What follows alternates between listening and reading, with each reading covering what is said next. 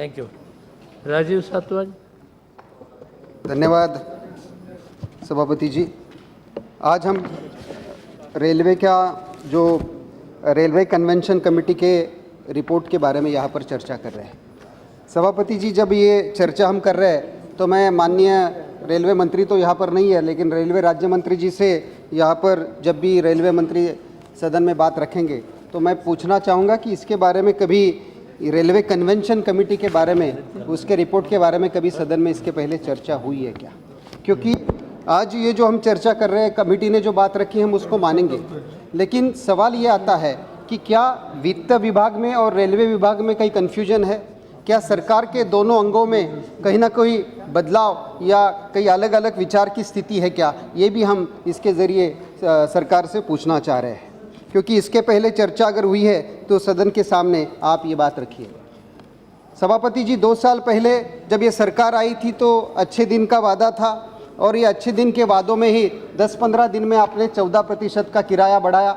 सिर्फ आपने यात्रियों का किराया नहीं बढ़ाया, माल भाड़े में भी आपने बहुत बड़ी वृद्धि की। सिर्फ माल आपने सब खरगे साहब की बात अगर आप सुन रहे हैं तो खरगे साहब भी कोई रेलवे मंत्री के रूप में काम करने दीजिए। तो कहने की बात यह है कि आपने सिर्फ यात्रियों का किराया बढ़ाने से आप चुप नहीं रहे, आपने जिस प्रकार से माल भाड़ा का किराया बढ़ाया, प्लेटफॉर्म भी छोड़ा नहीं, तत्काल भी छोड़ा नहीं, यानी जहाँ जहाँ पर आप बढ़ा सकते थे वहाँ वहाँ पर आपने बढ़ोतरी की।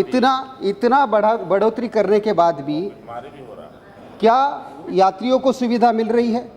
क्या जिस प्रकार से रेलवे में आप बदलाव करना चाह रहे हैं, क्या रेलवे में बदलाव हो रहा है? रेलवे की आर्थिक स्थिति में बदलाव हो रहा है? तो उसका जवाब है इसका कोई बदलाव नहीं हो रहा है। सिर्फ कागज़ पर और कहीं ना कहीं सोशल मीडिया पर आपको ये बदलाव दिख रहा है। क्या माल वाहतुक की समस्या या माल भाड़े में वृद्धि से क्या आपका माल भाड़ा का रेशो बढ़ा है? तो इसका जवाब नहीं बढ़ा है। और आपका नेटवर्क ही ठीक नहीं है। आप अगर देखेंगे तो पिछले 2 साल में अगर माल भाड़े के इसमें वृद्धि आपने की तो क्या उसका प्रोपोर्शन बढ़ा? तो उसका प्रोपोर्शन बढ़ा नहीं है। आज लोग रास्ते से उसके बारे में ज़्यादा से ज़्यादा ट्रैफिक हो रही है। और इतना ही नहीं हो रहा है तो परसों तो एयर इंडिया ने स्कीम निकाली। और क्या स्कीम निकाली? अगर आपका राजधानी का टिकट वेटिंग पर है तो एयर इंडिया उसी फेयर में आपको वहाँ पर जाने के लिए मौका दे रहा है। इसका मतलब ये है कि आपका जो ट्रैफिक है, जो यात्रियों की भी ट्रैफिक है और आपका माल का भी है, उसमें दोनों तरफ कन्फ्यूजन हो रहा है। आपने कहा था कि 9 लाख करोड़ का हम कर्जा निकालेंगे। 9 लाख करोड़ का कर्जा, उसमें से 1.5 लाख करोड़ आप LIC से ले रहे हो, लेकिन क्या ये कर्जा बाद में चुकाने के इसमें आपकी कोई क्षमता है? आप बुलेट ट्रेन की बात अभी हमारे नाना जी ने कही।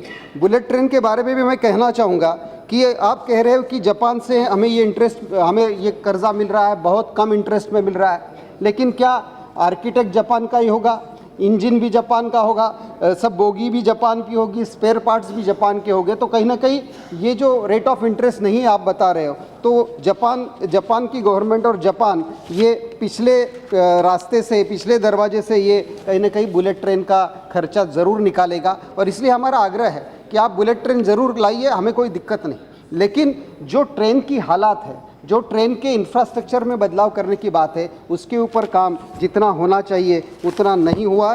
बीच में कैग का जो सब अर्बन रेलवे का जो रिपोर्ट आया वो भी बड़ा चौकन्ने करने वाला था, और उसमें जो रिपोर्ट में जो बात कही गई कि बेसिक फैसिलिटीज़ भी आज मुंबई और सब अर्बन रेलवेज़ में नहीं है। इसलिए मेरा सरकार से आग्रह रहेगा कि आप बुलेट ट्रेन लाना है ज़रूर लाइए, लेकिन जो बेसिक रेलवे की बदलाव है उसमें काम अभी तक नहीं हुआ है। और अध्यक्ष जी, यहाँ पर मैं बात रखना चाहूँगा कि जहाँ पर रेलवे का नेटवर्क नहीं है उसके बारे में सरकार सोचेगी या नहीं सोचेगी, उसके बारे में आपको सोचना पड़ेगा। जैसे मैं मराठवाड़े से आता हूँ, वहाँ पर सिर्फ सिंगल लाइनिंग है, डबल लाइनिंग नहीं है, एडिशनल लाइन के बारे में आपको सोचना पड़ेगा। और ये कोई मेरी कॉन्स्टिट्यूंसी नहीं, 10-15 लोकसभा क्षेत्र है जो शिवसेना BJP के साथ है, तो सरकार को उस बारे में सोच भी करनी पड़ेगी।